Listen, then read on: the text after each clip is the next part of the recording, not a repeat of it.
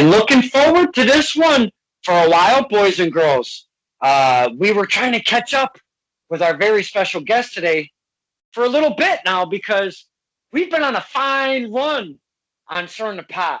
But look who we have to start us off. One of three interviews today on a fine Saturday. This is Stirring the Pot with Don Kincaid and my very special guest, the Bushwick Beast himself, Chris Barton. Welcome to the show, my man. Thanks for having me, man. Thanks for having me. It's good to be here. Got a lot to say, got a lot to talk about. I'm excited. Wow. So usually I start chit-chatting and I get the lips a running because I can talk a lot, Mr. Barton. If that's one thing I can do is talk a lot.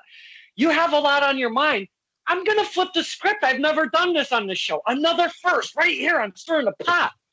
We're going to start off this interview, since you have some stuff on your mind. Why don't you kind of set this into a little bit of a direction for us? Would you mind doing that? Absolutely. I'll start by asking, how are you doing today, sir? How are you feeling? Today, I'm doing okay. We had an unboxing. I've never done one, so I got on the face page live real quick, previous about a half hour ago, and I got some I got some presents from the bike club. I don't like the bike club. They don't like me. But long and behold, I got presents from them. Oh, wow. Can I show the presents, if you mind? Absolutely. I'm curious to see what you got. So one Mr. Corey Adams has started this thing, and he calls me Don Kool-Aid, if you will. That's funny. That's okay, great. So we have a signed picture of Don Kool-Aid, and not only that, it gets better, Mr. Barton. He has gone a step further and got this beautiful plush, that's amazing. Very soft, cuddly Kool-Aid, That's man. amazing. Even comes with ice, my friend. With the ice cubes, man. You gotta have the ice cubes in there. So yeah, visually, I had to show you because that's how my day has been going. We are on a fine start, and now we're with the Bushwick Beast. I mean, I don't think it's going to get any better than this today, my friend. Yeah, man. So thank you for asking, and I always like to kind of gauge on how the talent is because we're in such a weird time right now. With the whole thing running around going on, the virus and all of the bullshit. Your circle, your friends and all of that, you good? Because there's a lot of shit going on. Yeah, absolutely. I could tell you from a personal standpoint, everything's kind of been fine. You know what I mean? Like I've actually found a lot of the positives in a negative situation. You know what I mean? And that's something I learned a lot. Being in wrestling as well is you got to find the positive in a negative situation. So like obviously the world has gone to shit. The COVID-19 pandemic. But also during this time period, I've been able to heal nagging injuries. Spend more time with family and friends.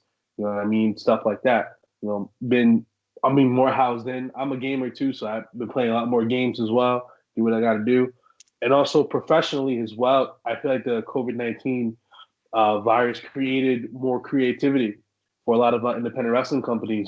Whether it's a loophole to running shows, whether it's doing cinematic matches. I think the world of pro wrestling did suffer from it, but at the same time, it opened a whole new door to a bunch of creative ideas. The creativity, I am so gonna agree with you and run with this because the creativity that we have seen, from certain promotions that are trying to do different things, as businesses are as well. It's like it's all around our lives. Everybody's trying to adapt to what's going on, but wrestling as an industry is doing the same thing as you've just pointed out. They're doing cinematic stuff. They're doing closed tapings with no fans, maybe a couple workers around making a little chatter for the guys and girls. There's studio wars. There's all sorts of stuff going on.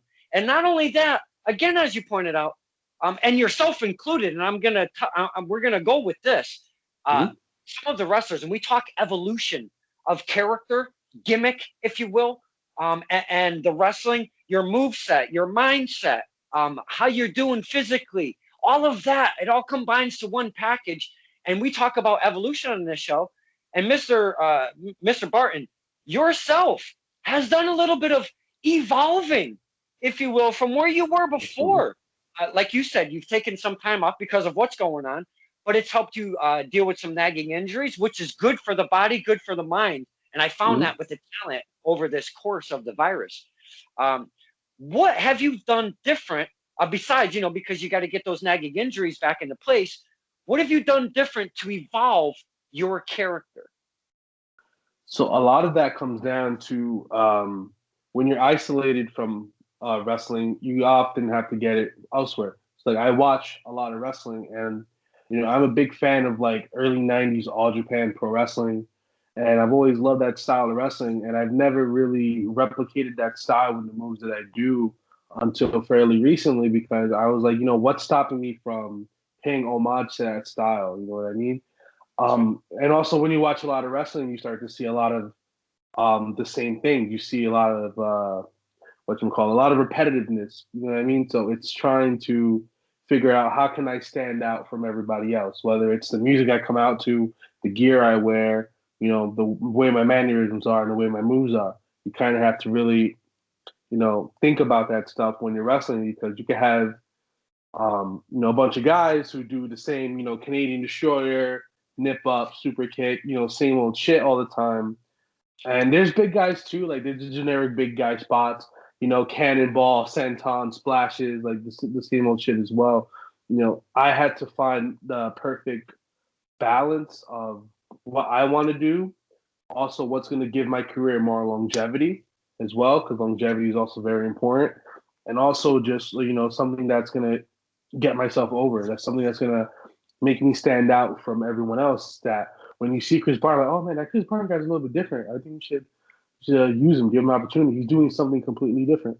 And there's been companies that has taken that chance and has used me because of those things I do differently and stuff like that. I do have to say, for a bigger guy, you do some really athletic stuff. Do you find it as a bigger guy? Because I know with the smaller stature guys, it's easier to do some of the flashier maneuvers, if you will. But you Right. do some cool stuff as a big guy. And again, not the same old side slam and like you're saying, the splashes and such. Do you find it as a big guy so much more challenging to figure a way to stand out? Take all the gimmick, the gear, Yeah. the entrance, music. Take all of that aside, and just the moveset alone. Do you find it's very challenging for one Chris Barton as a bigger guy to try to be creative enough to do stuff that a big guy can do and really make the crowd pop?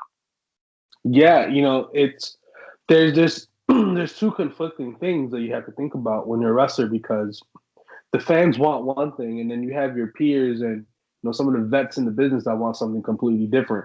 You know what I mean? So like I could wrestle like there's obviously a way I want to wrestle and a way I want to work. And when I first started wrestling, I kind of just did what I wanted.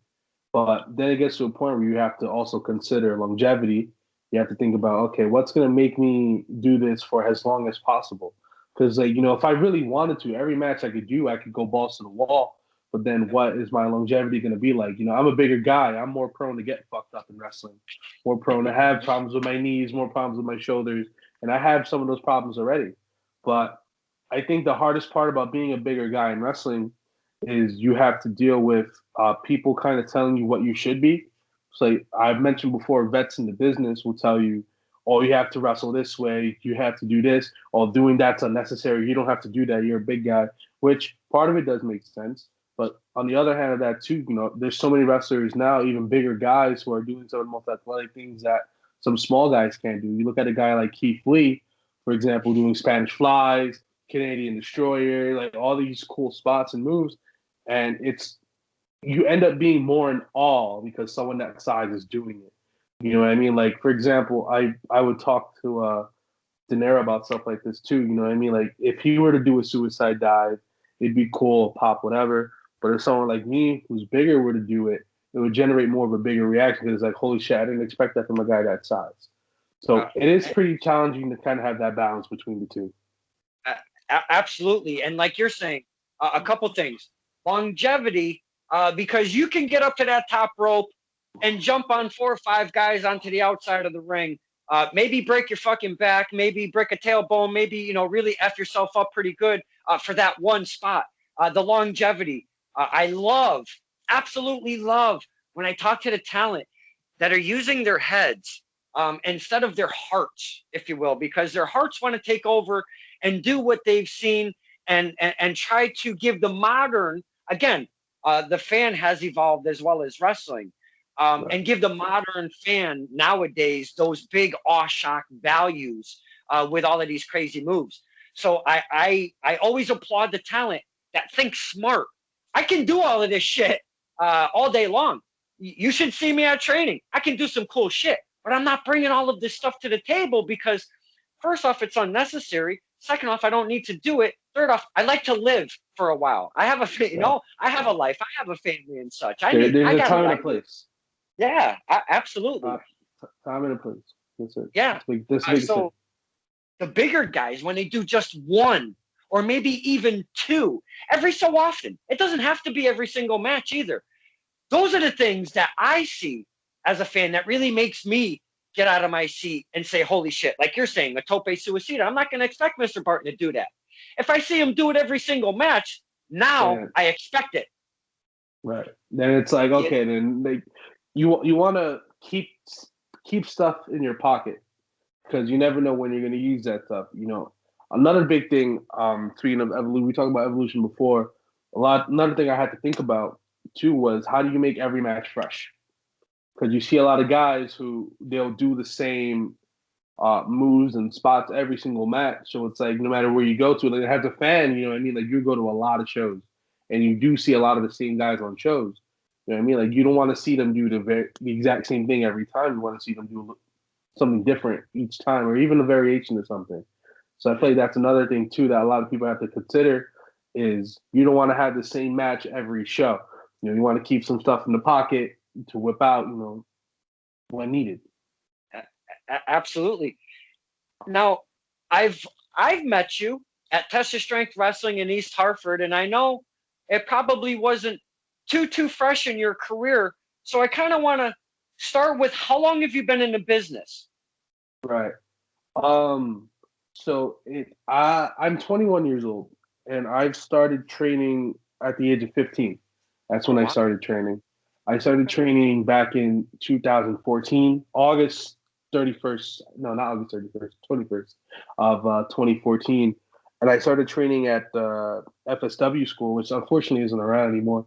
I was training with Joel Maximo for a while, one half of the SATs. Then about a year later, I actually changed schools. I started training at FTW, Fight the World Wrestling, and I was trained by Matt Stryker and the Grim Reaper. Um, Trained with them, and then a few years ago, I started training with CZW, getting trained by DJ Hyde, getting tips and tricks from Jimmy Rave and guys like that.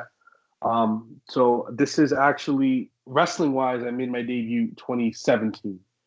So I really don't consider the training of like I don't count that as far as long as I've been in the business for. I've been wrestling since 2017, so this is going on my fourth year technically. Yeah, my fourth year. It's hard to consider it a fourth year because obviously COVID last year kind of cut a lot of the stuff out, but technically we're going on my fourth year in the business. Well, then I'm going to have to recorrect myself and say that I probably have seen you start not that long into your Yeah, career at Test of yeah, Strength, because I seen you come in, part of the East Coast Syndicate, with one right. Dominic De Niro. We love us on this show. We love us some Dominic De Niro. Let me tell you, The my friend, homie. I've traveled to Bronx to go see him gain that BWF title. What a That's a fantastic moment. night that was. Oh, man, that That's was a fantastic. moment. That's a moment right there. I think De Niro is such a good wrestler, and I feel like we complement each other very well. And I feel like De Niro is so good, like his body, his mind, his physique, everything is so on point, and like his intensity, everything's so on point. And I really feel like, you know, uh, he's gonna be something big in this business. I guarantee it. Mm-hmm. Now, as Chris Barton is a singles wrestler, you're coming up. How does one get connected with guys? Because you're in the. I can never remember the squad's name with Mr. De Niro. It's Sasujin. Yeah, Is that Satsujin. Yeah, I am so glad I said that correctly. They would hurt me. I don't want. How do you connect with guys such as the Sasujin squad? You're part of this East Coast syndicate with Dominic De Niro as a tag team. How do you become from a singles wrestler into this kind of friendship and relationship that you've molded? Well, I'll start real quick of how I met De Niro and how I teamed with De Niro. Okay. We trained obviously in the same place, and he made his wrestling debut just a few months before I did, and then I was gonna make my debut, and I was paired with him. We were kind of just paired together as a team, and we meshed really well as a team that we decided to just stick to it, and we started tearing shit up even to this day as a team. I mean, every single year we've been in the business, we've held a title. We're in 2021 and we're currently a champion. You know what I mean? So that's a pretty cool statistic to have. But to go on to your point about the Satsujin, we were actually approached by Mr. Eric Jaden to be a part of the Satsujin squad. So back in 2018, LAW had a little bit of heat with Mr. Eric Jaden. So Eric Jaden obviously is a big representative of Breed Combination Wrestling. So we had just made our debuts at BCW, and we were pitched to help Eric Jaden destroy LAW. It was originally myself, De Niro, Jaden, Rick Recon, and a Mr. Ace Andrews was actually at that first takeover beatdown we did. Eventually, Ace kind of left; he wasn't down with it. So it was myself, Jaden, Recon, De Niro, Naya, Mark Schwann, and we kind of just had this bond. I've known Eric for a very long time. Eric I've known since I was 14, 15. I've known Eric. Recon I actually met because of the Satsujin squad, and we got really close. We became really cool because of that brotherhood. You know what I mean? Naya's great. Naya is someone who's been in the business for such a long time, so many stories, and she's just so wise, and like she's great. And Mark Schwann was actually his first exposure to the business was with us in the Satsujin squad, and he's a fucking natural. He's on the Shot of Wrestling podcast. He does commentary. He's a manager, and he's great at it. So, I hope I didn't sidetrack too much from the original question, but basically, we kind of it's just a mutual thing. I know Eric for a long time. I was already with De Niro at that time too. He pitched us, hey, you want to destroy LAW. It was not a place for us to fuck shit up at. I didn't really care, so we did it, and we stuck to it. So, if there's one thing that the Bushwick Beast likes to do is fuck shit up. So, hey, Absolutely. You got an invitation. Let's do it. Absolutely. Hey, it's a payday for me. You know what I mean? So, gotta do what I got to do. Now, getting back to before I get back to TOS, you spoke of Mr. Jaden. And yes. I know we don't like to put the real behind the curtain stuff. We don't like to get too deep into stuff. But Mr. Jaden has been on his social medias quite actively. He's going through a very tough time right now. You know him very personally, and I know that of you. Is there any way you could just give us a little snippet on how Mr. Jaden is feeling nowadays? It's very tough to talk about because I'm someone who, like, when I talk to someone who's going through something very tough and very difficult, I tend to not focus so much on that as I try to get their mind on something else and think of something more positive. So most, if not all, the conversations I've had with Jaden since, what happened has been about just like wrestling and like this stuff to like get his mind off of that, and just talking about like, asking for advice about stuff just to kind of get his mind off of that. You know what I mean? He does post updates pretty frequently, and he's fighting. That's all he really can do is just keep fighting. And I'm confident that he's gonna overcome what he's going through. I believe it. I feel it in my heart. I'm not too worried about it because I know that he's strong and he's gonna get through it. We all of our best to one Eric Jaden. Now getting back to the TOS, that's where I've met yourself and Dominic De Niro for the very first time at the training days. Such a great setting, very intimate, maybe 20, 30 seats in a very It's a ring with about 20, 30 seats. Legit. That's the whole That's it. setup. That's it. They have a little hard cam set up to get the students that they teach in the dojo accustomed to working a camera, if you will. And not only their students, but the talent that travels from all over the place. And I will say, from all over the place, that come to test your strength. That's amazing, the talent that they get. But yourself and De Niro, you come walking in the door. Me and my dad never like. I take my pop with me everywhere we go with the wrestling shows. He has a blast. You guys walk in. My father says this the very first time you guys walk through that door of Test Your Strength. Who is that big bastard? I go, I don't know who this is, but I can't wait to see what they do in the ring. So that was our first sighting of one Mr. De Niro and Mr. Barton.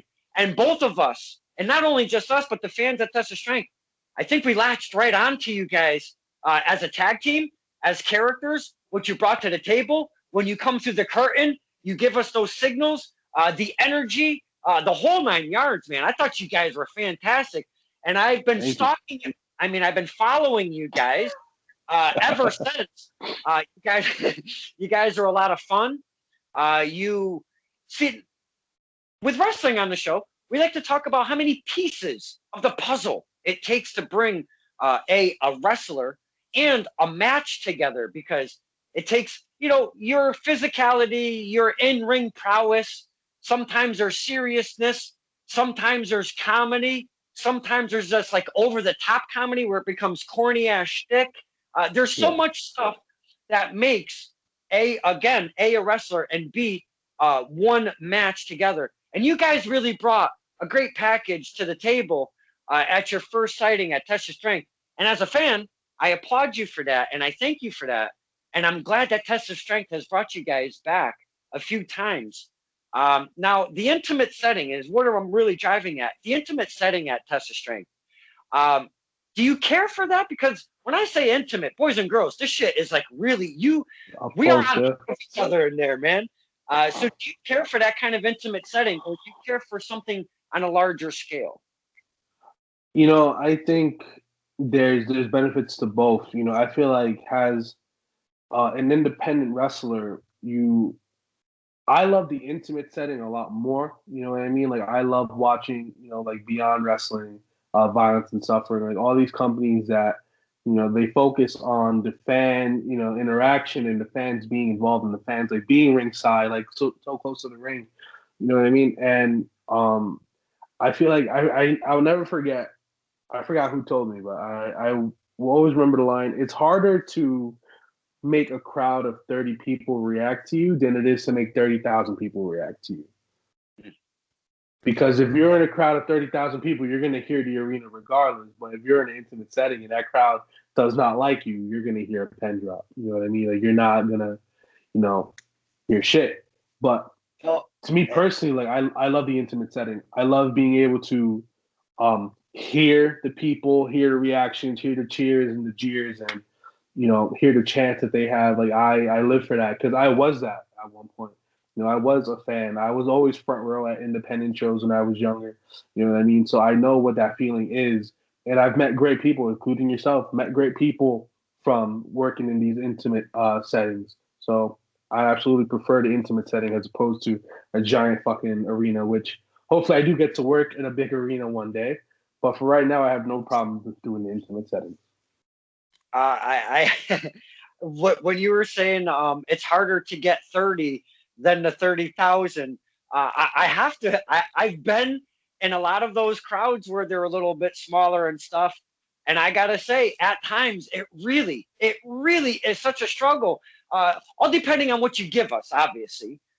For when you come through the curtain and what you do in ring, but we can hear so much more in such a tight knit setting than we're at an arena.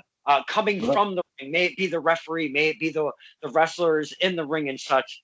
So we hear more, we see more, you guys hear more, you guys see us more. So it's this relationship when it comes to something in a small environment that I feel is my ultimate favorite environment of all of them when it comes to wrestling personally. That's what I absolutely. Some of the best shows I've not only attended as a fan, but the best shows I've wrestled in have been intimate settings with less than 50 people, or even just 50 people or 100 people at most. You know what I mean?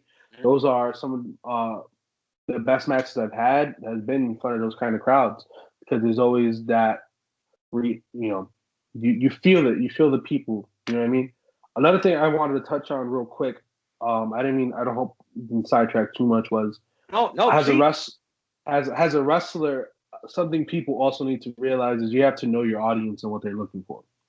So, me and De Niro, for example, the Northeast cares a lot more about the actual wrestling. They care more about the spots, the moves, and all that good stuff. We went down to Alabama, and they care more about character work. They care more about who you are as opposed to the moves you do. You know what I mean? Like you could do a million flips, and they'll probably just give you a little applause, but like they care more for the characters. They want to be invested in you. They want you to look at them like, "Hey, shut up, kid." Like they want that. So you also have to read and know your audience. You know what I mean? That's how you get the biggest, reaction wherever you go. Very, very well said. Because if you don't, and you try to do the same old what you're doing from demographic to demographic, like you said, it doesn't always work out, and you gotta feel it out and roll with the adapt to your environment. Uh, Definitely great message right there. Um, Now, when you're coming up, was your gimmick always the Bushwick Beast, Chris Barton, or did you have some fun little thing like maybe Kane did when he was a Christmas creature or something like that? Tell us you had some kind of kooky gimmick. uh, I never had really I could give. It's not really a gimmick on the side that I had or anything like that. But I could tell you what I originally wanted to go by and why I didn't go by that. Before I made my debut, I wanted to go under CTB, which is my initials from my full name. I'm not gonna say what it is, but it's my initials. And I remember Matt Stryker was like, "No, that's stupid. Like, what does that even mean?" And then I remember, are you familiar with a wrestler called Kyle the Beast? Yeah, oh yeah. Kyle the Beast started using KTB, and obviously he's a Northeast wrestler as well. And I haven't even made my debut yet, so I'm like, I'm not gonna go by CTB when there's a KTB in Jersey running around and shit like that. That's not gonna work. So I remember, funny story. I was playing Virtual Pro Wrestling 2, and I'm going through the character selection, and I see Mike Barton, who is Bart Gunn, and that was his name in Japan, was Mike Barton. And I was like, oh, Chris Barton would be funny. And I just stuck to Chris Barton. And also Barton is also close to what my real last name is. So I was like, I'll just go by Chris Barton. And that's how I got that. But gimmick wise, the closest thing I've done to something on the side was when I cosplayed as E Honda from Street Fighter. I've only done it how many times? I only done it twice. I've done Okay. it for the Monster Factory. I had the makeup. I had the towel around my waist, and I wrestled in that.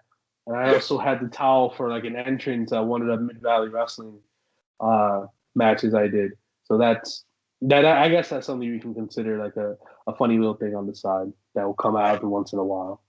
And that's awesome, man. That is so cool because you take uh, we talk about on the show that when you take stuff from your own personal life and bring it into your character or your gimmick, if you will, trying to make your wrestling career happen, taking those personal things in your life, it just makes it a little more natural, comfortable, and you can present it in a much easier fashion than trying to take something from scratch, really rack your brain what to do Right. with it, how to present it, and all of that. So I think it's really cool that you take something from your life as such a gaming and and bring it to the ring. Now, adapting though, putting wearing some stuff on your face, not wearing your regular ring attire, and getting in the ring and working in it. Was it hard to adapt as you're working with this attire on?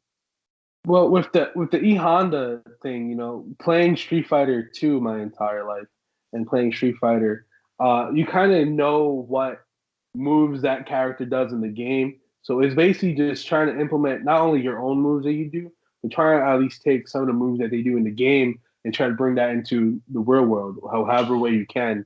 So a lot of it was like chops, splashes, cannonball, stuff like that E Honda did in the games, and just bringing that to the ring. It was actually like I'm a big guy. I have a gut and stuff like that.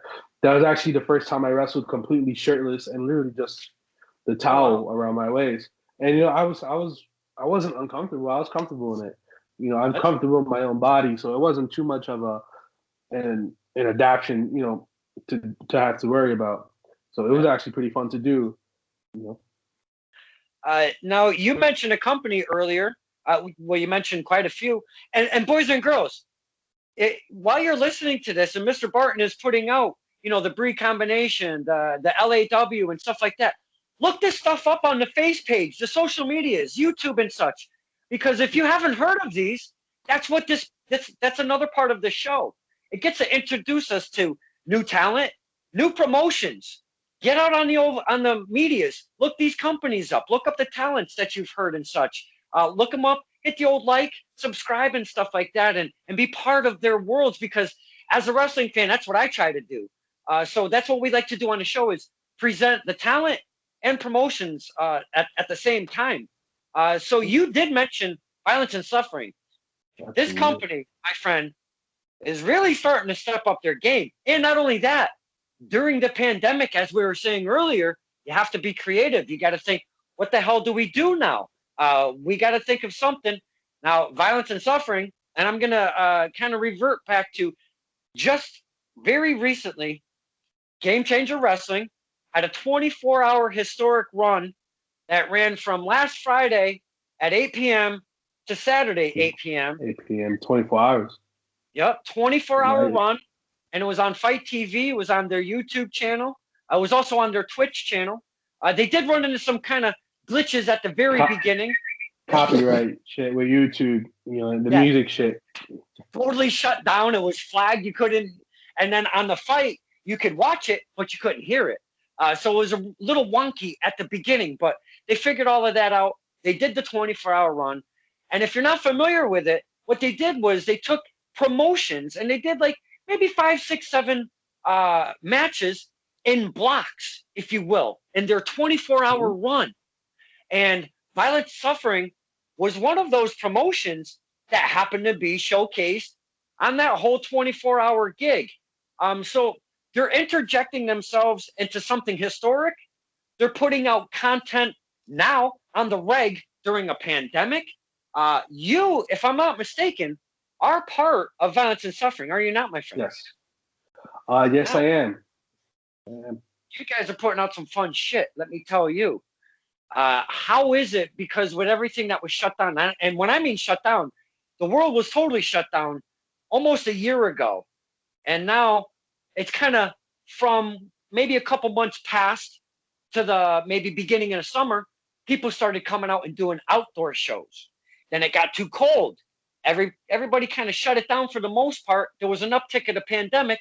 People started doing some inside studio wars like we were speaking of earlier. Mhm. Limitless does The Road as a perfect example. Now, Violence and Suffering, they're doing some of the same stuff.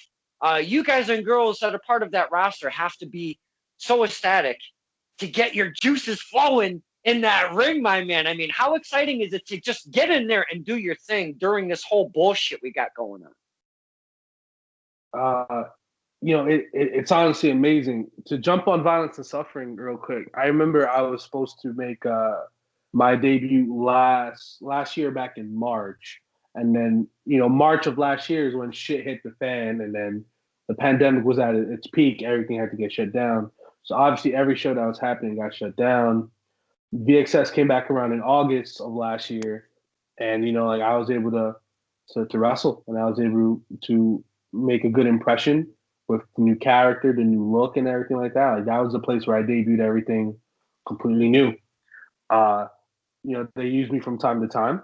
You know what I mean? They have such a stacked roster. Like it's a blessing to see even be able to partake in some shows because like they're booking guys like Homicide, Redbeard, Brian Cage, Calvin Tankman.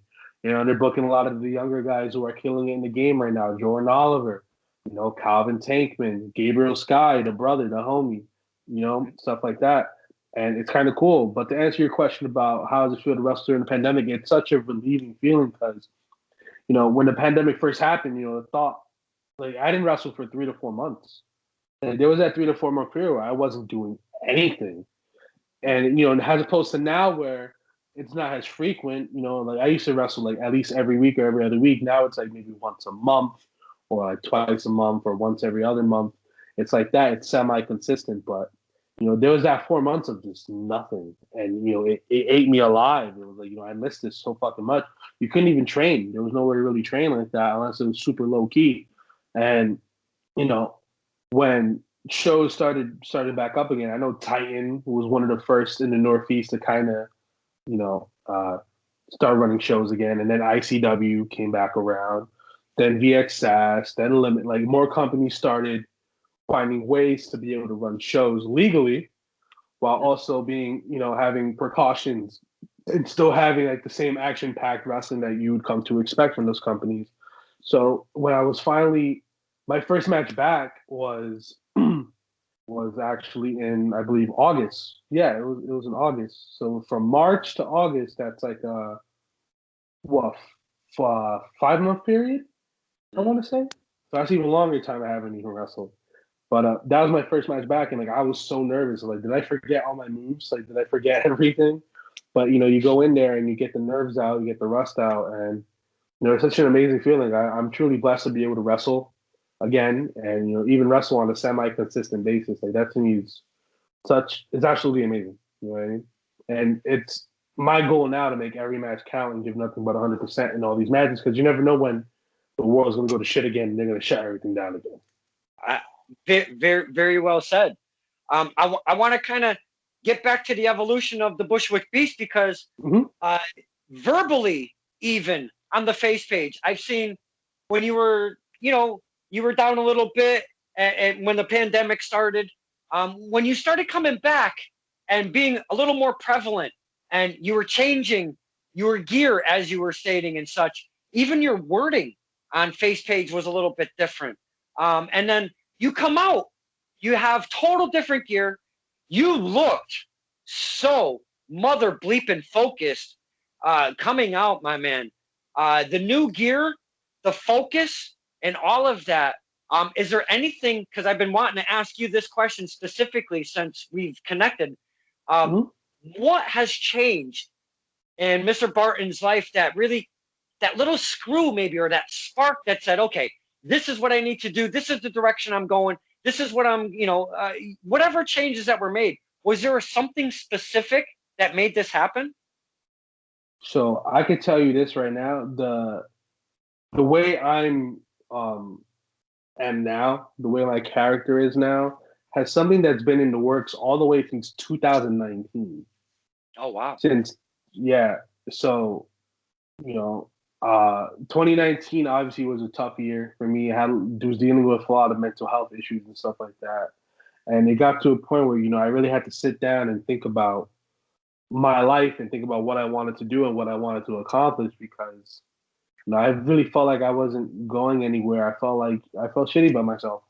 And then, I really sat there and I came up with, something I wanted to do and something I wanted to try. And it took a while for it to go into fruition. Like I told you, it's been an idea since the summer of 2019. And that was something that I didn't even get to execute until, mid last year, mid 2020. We're talking over a year of thinking about this character and this mindset, different idea that I wanted to do. And the pandemic really helped bring that back into the light because it was something that I kind of just put away for a while. And then it kind of came back during the pandemic. For people who don't know what my character is now, I go by many nicknames now. You know what I mean? Like I'm growing up, I love freestyle music. I'm not sure if you're familiar with freestyle music by any chance. Like Judy Torres and Cynthia, a bunch of like late 80s, 90s. It's kind of like dance music, basically like that. So it was something bringing kind of that into wrestling. while also presenting myself, like being fun, being more of myself, while also being, when the bell rings, it's like it's all focused, it's all fucking, you know, Right. going 100%. So it was something that happened in the summer. Self reflection. Going through a bunch of bullshit and overcoming those obstacles that really made me think about that. And also on top of that, the pandemic, kind of made those ideas reemerge and made me be like, what, fuck it, I'm just gonna do it. And I'm gonna give my all into it. And if it works out, it works out. And it's something that, when I'm working as Chris Barton and I'm working on my own, it's something I do every company, 100%. Now, for me personally, as a fan of the East Coast Syndicate specifically, seeing you singles wrestler twisted my mind a little bit. First off, second off, seeing Mr. De Niro with one Gabriel Sky coming to test his strength as Nightcrawlers again, that twisted my fucking mind up a little bit. Couple questions. Why Yes. does Chris Barton go singles? And why is Mr. De Niro coming to test his strength with Gabriel Sky? Not that we don't like that tag team. Fine tag team. They're making their way up. Hopefully, looking at the Kowalski guys in the future for those tag belts. But what's going on with this whole thing with the East Coast Syndicate specifically? It's tough to answer. In the case of the test of strength, situation, it's a lot. I'm not sure. What I mean? Like, I would love to work for test of strength again, but I haven't gotten any. I haven't gotten asked to do it. What I mean? Like, I'm not bitter about it. I'm not upset about it. It is what it is. Like, I did. I. I'm not perfect. I may have done something that they may have not liked, which is okay, which is fine. That's my mistake. At least it is a representation of East Coast Syndicate because Gabe's one of my best friends. So it's represented in Texas Ring, to an extent. I mean? As much as I wish I could be there and tear shit up with them, you know what I mean? That's what Texas Ring wants, and that's what Mero and Gabe want. I can't, stop them from doing it.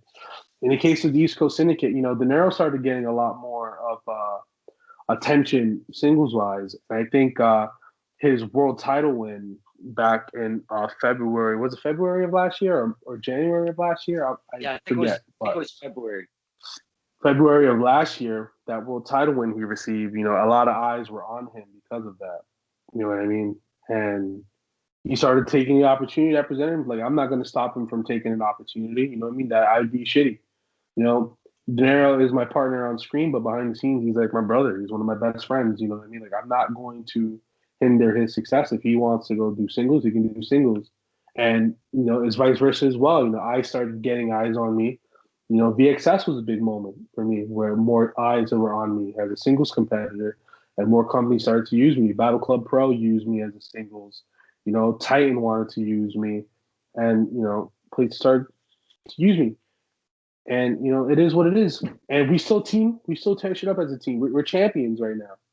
We're BCW tag team champions. And, you know what I mean? We're going to put the same effort in our team that we always have. And we're also going to put effort into our singles work as well. Because no matter what the fuck we do, at the end of the day, we represent the East Coast Syndicate. If he gets signed somewhere, he's represent East Coast Syndicate because the work that we did together. You know what I mean? And vice versa. So at the end of the day, it looks good on both of us. If he's doing good, it makes me look good. If I'm doing good, it makes him look good too because we come from the same cloth. You know what I mean? So, I really got nothing negative to say about it. It's good shit. Do you prefer the singles matches or tag team? Because obviously you've done both. You're actively doing both. I've asked this question of a few. The answer has been back and forth for many different reasons. Is there something that you prefer, the singles or the tag teams? It's when me and De Niro first started to team up, I told him we're gonna get a lot more opportunities as a team. And I believe that as a tag team, you will get more opportunities because everyone and their mom wants to be like a singles competitor and be like the next big thing in wrestling. You know what I mean? Like, I wouldn't mind being a tag team wrestler. I don't mind being a tag team wrestler. I actually like the tag team dynamic because it brings different ideas into the mix. When you're wrestling in a singles match, you're limited to what you can do, but with a tag team match, there's four individuals. You can come up with some of the coolest fucking things in the world. You know what I mean? And like growing up, like I love tag team wrestling. The Dudley Boys is my favorite team of all time. You got the Road Warriors, Motor City Machine Guns, LAX, those guys, you know, some of my favorite tag teams. And, I've always loved tag team wrestling.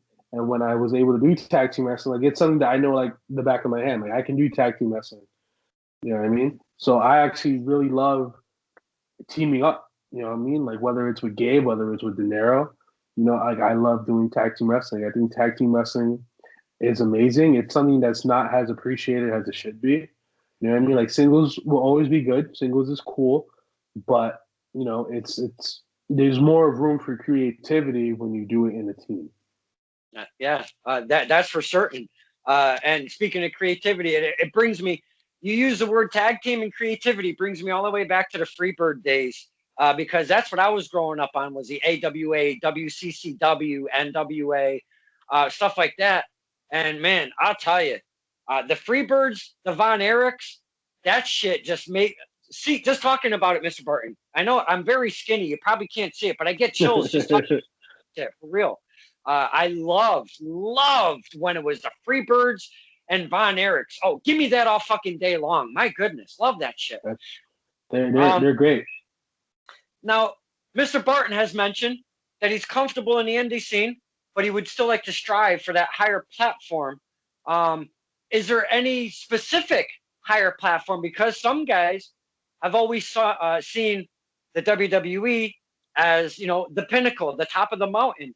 But there's so many different avenues that wrestling has given us over the course of probably the past decade that has opened the doors for a lot of wrestlers to not just go to the WWE. So there is a higher platform in Mr. Barton's goals. Where do you see yourself, or does it really matter? Do you want the long answer or do you want the short answer? Whatever you want to give us, the fans, because this is all about learning Mr. Barton. So whatever you want to give to us, it's on you, my friend. So as a kid, WWE was always the goal. When you're a little kid, like that was the earliest wrestling I saw was WWE. And that's what got me into wrestling.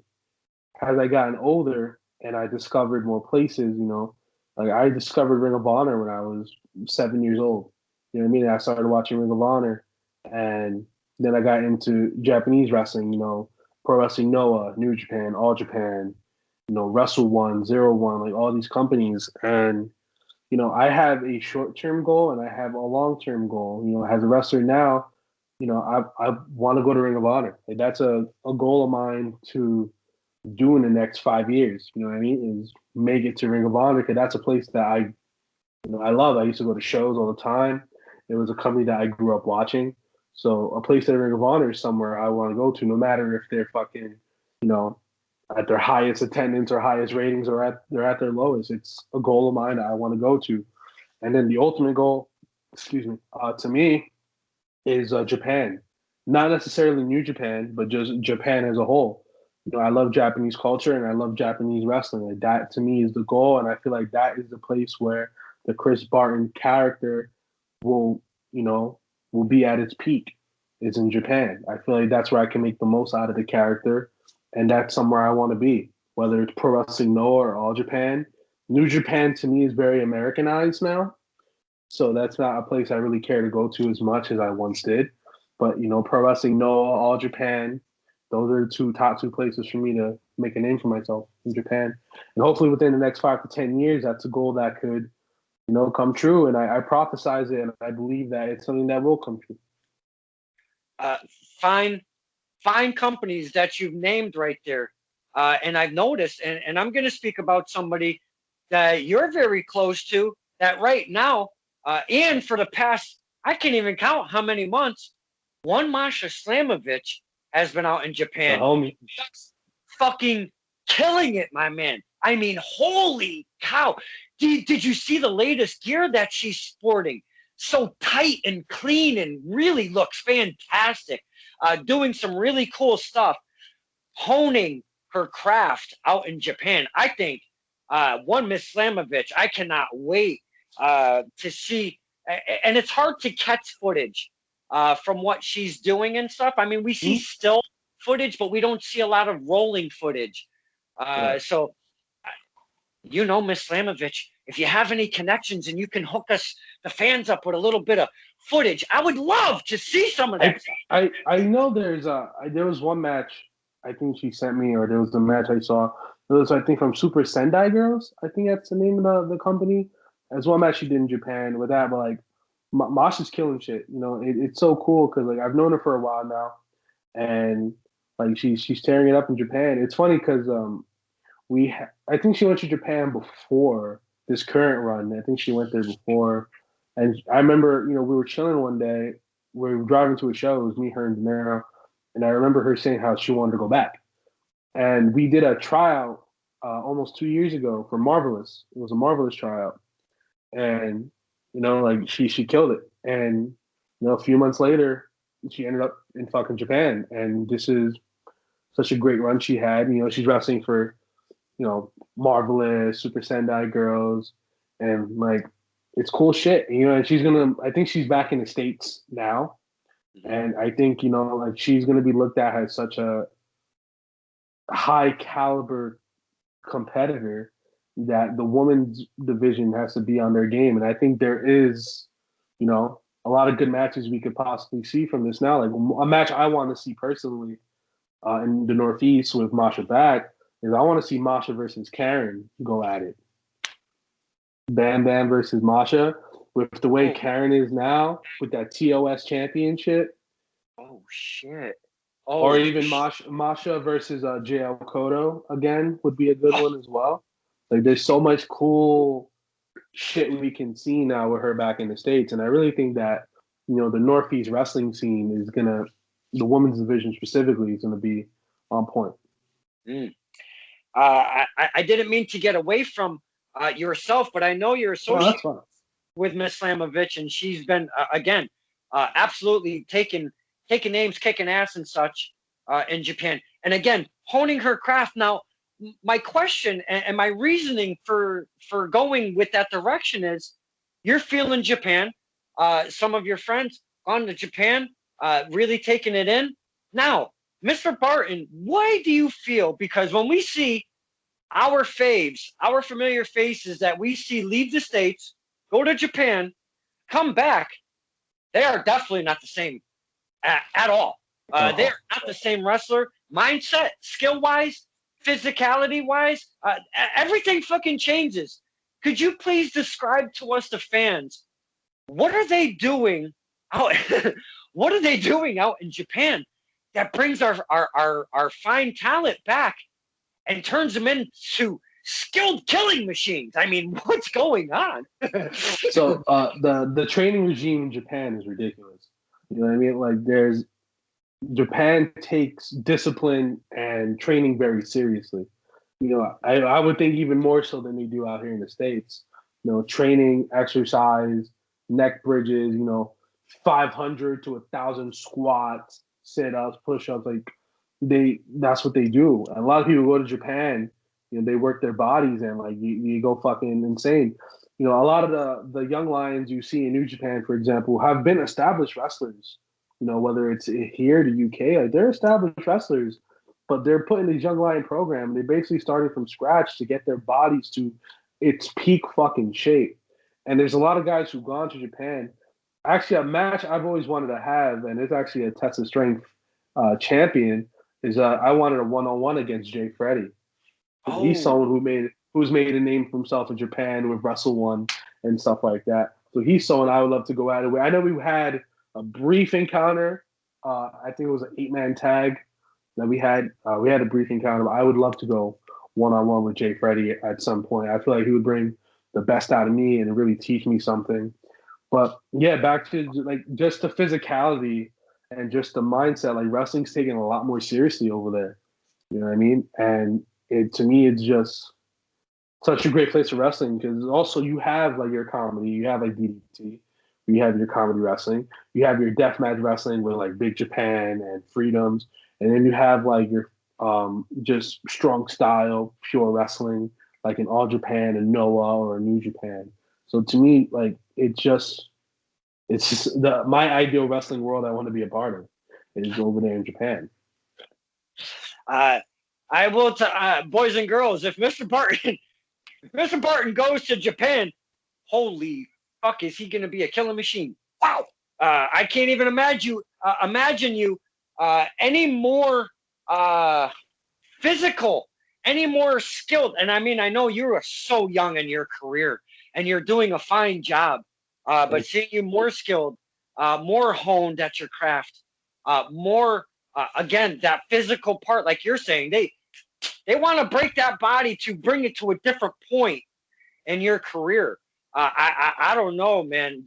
If Mr. Barton does that, I don't think there's any stopping my man. Man, I know it's gonna happen. You know, I prophesied it's gonna be rough, but it's gonna be so worth it at the end. Mr. Barton, we have spoken about many different topics, many different things. You've given us the fans so much information. You're very open, very candor with your answers and our conversation. And I've loved, and that's the thing about the show, sir. We just try to have the talent that comes on. We don't like it to be the same old or stuffy or, you know, I'm a jackass when I go to the show. So I just like to have fun when we do the interviews. So I appreciate you just kind of sitting down as maybe like a couple friends hanging out and talking Chris Barton and wrestling. It's been an amazing hour. I could keep going on and on, but what I'd like to do is maybe in the future, because I know Chris Barton is going to have plenty on his plate in the future, maybe we can do a follow-up, continue to from where we left off and learn even more about Mr. Barton. If that's something you're open to in the future, my friend. Absolutely. It's been fun. An hour flew by. We're at an hour already? It flew by. Jesus. Yeah, we're running at 57 minutes at this point right now. It's been so much fun. I would definitely love to do it again, 100%. And you could even talk longer next time. I don't even care. We can go on all night. Absolutely. Now, what I'd like to do is there anything that we haven't spoken about that's been really at the forefront of your mind that you wanted to bring to this interview that we haven't touched upon yet? I guess the only thing I could really say is expect the best out of me in the next coming months, years. You know what I mean? Like I really want to prove to not only myself but to a lot of people that I have something to bring to the table, and I'm going to bring it to the table. And I want to go back to Tessa Train. That's another one we can add in there too. But otherwise, you know, like I'm going to bring it. You know, this year I already had 2 matches this year. They haven't been public yet, but you know, those 2 matches have been a good showcase so far of what I could do. And I definitely plan on continuing to push myself to another level this year, both wrestling wise, mentally, and all that good stuff. So it's going to be a fun ride, guys. And for those who supported me so far, thank you. Don, thank you for always being supportive of myself, De Niro, Gabe, everybody. You know, it's people like you who help, you know, make us better, who help, you know, showcase us to people and stuff like that. So I definitely appreciate everything you've done for not only us but to wrestling as well. I appreciate those kind words, sir. It started off as fandom. I just whipped out my phone, started taking clips, and it's rolled into this fine. Again, I speak about the fan wrestler relationship. There's a guardrail there. There's a line there. A lot of the fans don't get that privilege and honor to per se cross that barrier, that guardrail, if you will.